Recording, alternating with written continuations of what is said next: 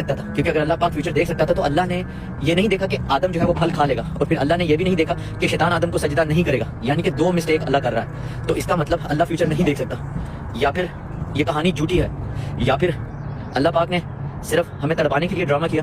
جواب ضرور دیجیے گا. سب سے پہلے میں آنسر کر دیتا ہوں، لیکن آپ لوگوں کو سمجھانے کے لیے کہ یہ کہہ رہا ہے کہ اللہ سبحانہ و تعالیٰ کو اگر علم تھا کہ حضرت آدم علیہ السلام نے پھل کھا لینا ہے اور شیطان نے تکبر کر لینا ہے، تو اللہ تعالیٰ یہ فیصلے کر کیوں نہیں دیتا؟ اس کے کہنے کا مطلب یہ ہے کہ دنیا میں آئے ہوئے لوگ، ان میں سے جنتی کون ہے اور ان میں سے جہنمی کون ہے، جب اللہ کو پتہ ہی ہے تو پھر یہ امتحان کس چیز کا؟ پھر اللہ تعالیٰ تو جنتیوں کو جنت میں بھیج دے اور جہنمیوں کو جہنم میں بھیج دے، تو قصہ ہی ختم. خواہ سب بندے رولے میں پڑے ہوئے ہیں. تو اس کو میں آنسر کر دیتا ہوں کہ دیکھیں، اللہ ہمیشہ عدل کی بنیاد پر فیصلہ کرتا ہے.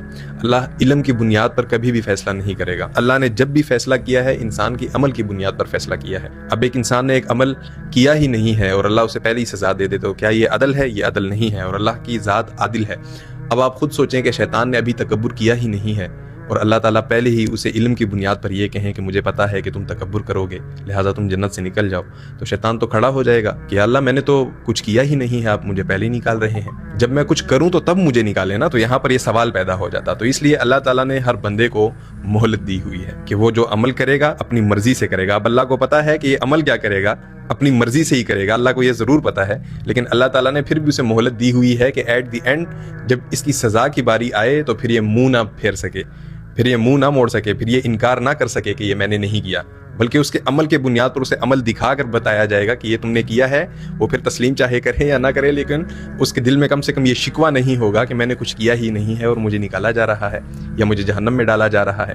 تو ہمیشہ عمل کی بنیاد پر فیصلہ ہوگا. علامہ اقبال علیہ رحمہ کیا خوب فرماتے ہیں کہ عمل سے زندگی بنتی ہے جنت بھی جہنم بھی، یہ خاکی اپنی فطرت میں نہ نوری ہے نہ ناری ہے.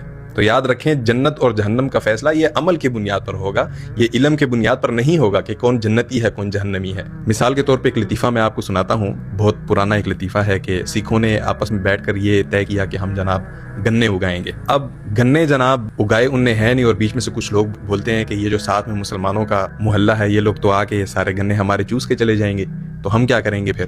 تو وہ لوگ سارے غصے میں آ جاتے ہیں کہ اچھا یہ لوگ گنے چوسیں گے. وہ جا کے جناب مسلمانوں کے محلے میں سب کی کٹ لگا کے آ جاتے ہیں اور سب کو کہتے ہیں کہ ہاں پھر چوسو گے گنے، مار مار کے سب کو پوچھ رہے ہوتے ہیں کہ پھر چوسو گے گنے، اور مسلمان بیچارے پریشان ہوتے ہیں کہ بھائی ہم نے کب چوسے گنے، کون سے گنے، کہاں کے گنے، کہ ابھی گنے اگائے ہیں نہیں، وہ بڑے ہوئے ہیں نہیں، اور پہلے سے ان نے وہ چوسنے کا الزام مسلمانوں پہ لگا کے ان کو مارنا شروع کر دیا. تو یہ کیا، اب ان نے ایویں فضول میں ان کو کوٹ دیا. تو اللہ سبحانہ و تعالیٰ کے نزدیک جو بھی فیصلہ ہوتا ہے وہ عمل کی بنیاد پر ہوتا ہے، علم کی بنیاد پر نہیں ہوتا.